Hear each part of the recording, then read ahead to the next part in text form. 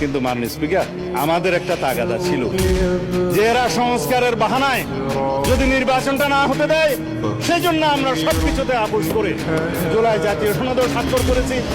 আমরা একত্রিত হয়েছি, সমঝোতা হয়েছে এবং মুনাফিক চিনেন তো?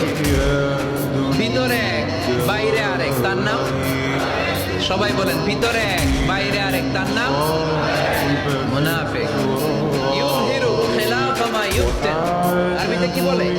ইউযহিরু খিলাফা মা ইউবতিন, প্রকাশ করে একটা, ভিতরে আরেকটা। ভিতরে এক বাইরে আরেক, তার নাম সবাই বলেন, ভিতরে এক বাইরে আরেক, তার নাম। তাহলে মনের সত্যি কথাটা বেরিয়ে গেল। তাহলে আপনারা বলুন দেশবাসী, এরা কি জাতীয় বেঈমান না?